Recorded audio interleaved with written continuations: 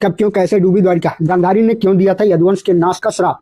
ऋषियों ने भी दिया था शाम को श्राप। समुद्र में डूबे हुए द्वारिका नगरी के अवशेष अब भी क्या समुद्र में मौजूद है? अंधक वंशियों के हाथों मारे गए थे प्रद्युम्न। यदुवंशियों के नाश के बाद अर्जुन को क्यों बुलवाया था भगवान श्री कृष्ण ने? बलराम जी के स्वधाम गमन के बाद क्या किया भगवान श्री कृष्ण ने?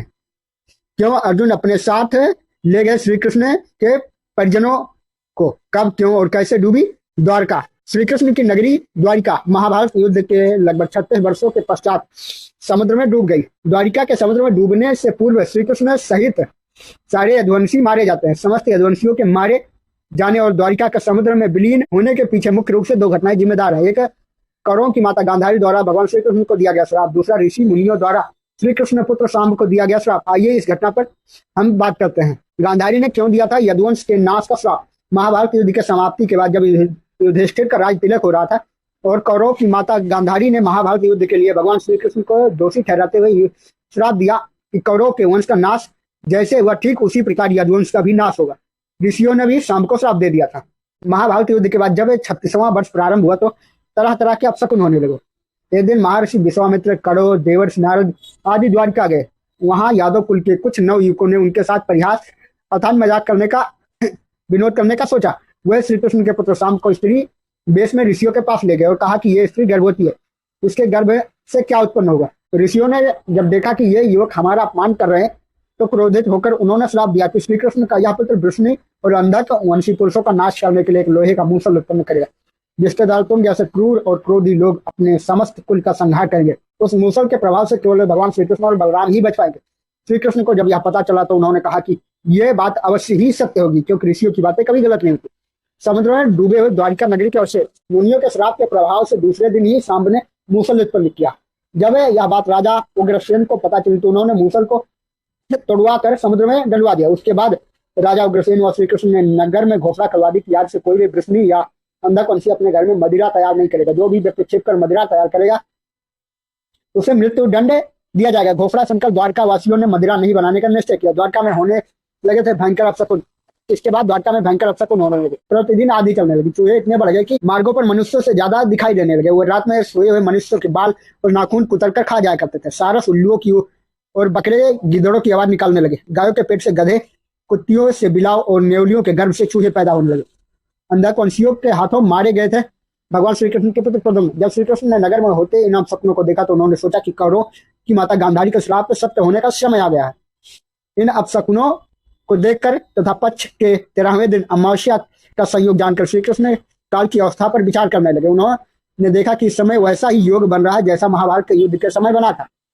गांधारी के श्राप को सत्य करने के उद्देश्य से श्री कृष्ण ने यदुवंशियों को तीर्थ यात्रा करने की आज्ञा दी। श्री कृष्ण की आज्ञा से सभी राजवंशी समुद्र के तट प्रभास तीर्थ में आकर निवास करने लगे। प्रभास तीर्थ में रहते हुए एक दिन जब अंधक और वृष्णि वंशी आपस में बात कर रहे थे तभी सात्की ने आवेश में आकर कृतवर्मा को उपहास और अनादर कर दिया। कृतवर्मा ने भी कुछ ऐसे शब्द कहे कि सात्की को क्रोध आ गया और उसने कृतवर्मा का वध कर दिया। यह देखकर अंधक वंशियों ने सात्की को घेर लिया और हमला कर दिया।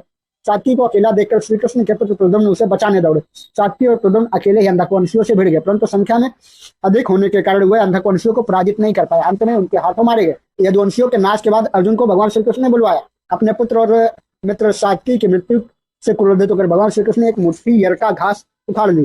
हाथ में आते ही वो घास वज्र के समान भयंकर लोहे का मूसल बन गई। उस मूसल से श्री कृष्ण सभी का वध करने लगे। जो कोई भी वह घास उखाड़ता वह भयंकर मूसल में बदल जाती है। ऐसा ऋषियों का श्राप के कारण हुआ। उन मूसलों के ठीक प्रहार से प्राण निकल जा रहे थे। उस समय काल के प्रभाव से अंधक, भोज, सिनी और विष्णु उसके वीर मूसलों से दूसरे का वध करने लगे। यदुवंशी आपस में लड़ते हुए मरने लगे। श्री कृष्ण को देखते ही देखते सांब, चारुदेश, अनिरुद्ध और गद की मृत्यु हो गई। फिर तो श्री कृष्ण और भी क्रोधित हो गए। उन्होंने शेष बचे सभी वीरों का संहार कर डाला। अंत में केवल दारुक भगवान श्री कृष्ण के साथ ही शेष बचे थे। श्री कृष्ण ने दारुक से कहा तुम तुरंत हस्तिनापुर जाओ और अर्जुन को पूरी घटना बताकर द्वारका ले आओ। द्वारका आकर श्री कृष्ण ने पूरी घटना अपने पिता वसुदेव जी को बता दी। यदुवंशियों के संहार की बात जानकर उन्हें बहुत दुख हुआ। श्री कृष्ण ने वसुदेव जी से कहा आप अर्जुन के आने तक स्त्रियों की रक्षा करें।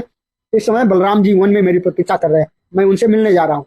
जब श्री कृष्ण ने नगर में स्त्रियों का विलाप सुना तो उन्होंने सांत्वना देते हुए कहा शीघ्र ही अर्जुन द्वारका आने वाले हैं, वे ही तुम्हारी रक्षा करेंगे। यह कहकर श्री कृष्ण बलराम से मिलने चल पड़े। वन में जाकर भगवान श्री कृष्ण ने देखा कि बलराम जी समाधि में लीन है। देखते ही देखते उनके मुख से सफेद रंग का बहुत बड़ा सर्प उत्पन्न हुआ और समुद्र की ओर चला गया। उस सांप के हजारों मस्तक से समुद्र ने स्वयं प्रकट होकर भगवान शेषनाग का स्वागत किया। बलराम जी द्वारा देह त्यागने के बाद श्री कृष्ण उस सुनसान वन में विचार करते हुए घूमने लगे। घूमते घूमते हुए एक स्थान पर बैठ गए और गांधारी द्वारा दिए गए श्राप के बारे में विचार करने लगे। देह त्यागने की इच्छा से श्री कृष्ण ने अपनी इंद्रियों को संयमित किया और महायोग समाधि की अवस्था में पृथ्वी पर लेट गए। जिस समय भगवान श्री कृष्ण समाधि में लीन थे, उसी समय जरा नामक एक शिकारी हिरणों का शिकार करने के उद्देश्य से वहां आ गया। उसने हिरण समझकर दूर से ही श्री कृष्ण पर बाढ़ चला दिया। बाढ़ चलाने के बाद जब वह शिकार पकड़ने के लिए आगे बढ़ा तो योग में स्थित भगवान श्री कृष्ण को देखकर उसे अपनी भूल का पश्चाताप हुआ। तब भगवान श्री कृष्ण ने उसे आश्वासन दिया और अपने परम धाम चले गए। अंतरिक्ष में पहुंचने पर इंद्र, अश्वनी कुमार, रुद्र, आदित्य, वसु, मुनि आदि सभी ने भगवान नारायण का स्वागत किया। इधर दारुक ने हस्तिनापुर जाकर यदुवंशियों के संहार की पूरी घटना पांडवों को बता दी। यह सुनकर पांडवों को अत्यंत शोक हुआ। अर्जुन तुरंत ही अपने मामा श्री वसुदेव से मिलने के लिए द्वारका चल दिया। अर्जुन जब द्वारका पहुंचे तो वहां का दृश्य देखकर उन्हें शोक हुआ। श्री कृष्ण की रानियां उन्हें देखकर रोने लगी। उन्हें रोता देखकर अर्जुन भी रोने लगे और श्री कृष्ण को याद करने लगे। इसके बाद अर्जुन वसुदेव जी से मिले। अर्जुन को देखकर वसुदेव जी बिलक बिलक कर रोने लगे। वसुदेव जी ने अर्जुन को श्री कृष्ण का संदेश सुनाते हुए कहा कि द्वारका शीघ्र ही समुद्र में डूबने वाली है, अतः तुम सभी नगरवासियों को अपने साथ ले जाओ। अर्जुन अपने साथ ले गए श्री कृष्ण के पदों पर। वसुदेव जी की बात सुनकर अर्जुन ने दारुक से सभी मंत्रियों को बुलाने के लिए कहा। मंत्रियों के आते ही अर्जुन ने कहा, मैं सभी नगरवासियों को यहाँ से इंद्रप्रस्थ ले जाऊंगा, क्योंकि शीघ्र ही इस नगर को समुद्र डुबा देगा। अर्जुन ने मंत्रियों से कहा कि आज से 7 बजे सभी लोग इंद्रप्रस्थ के लिए प्रस्थान करेंगे, इसलिए आप शीघ्र ही इसके लिए तैयारियां शुरू कर दें।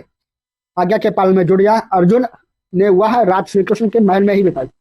अगली सुबह श्री कृष्ण के पिता वसुदेव जी ने प्राण त्याग दिया। अर्जुन के विधि विधान से उनका अंतिम संस्कार किया। वसुदेव जी की पत्नी देवकी, भद्रा, रोहिणी व मदिरा भी चिता पर बैठकर उनके साथ चली गई। इसके बाद अर्जुन ने प्रभास तीर्थ में मारे गए समस्त यदुवंशियों का भी अंतिम संस्कार किया। 7वें दिन अर्जुन श्री कृष्ण के परिजनों तथा सभी नगरवासियों को लेकर इंद्रप्रस्थ की ओर चल दिए।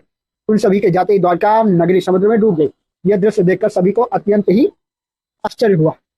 आपको यह वीडियो कैसा लगा कमेंट सेक्शन में अवश्य बताएं।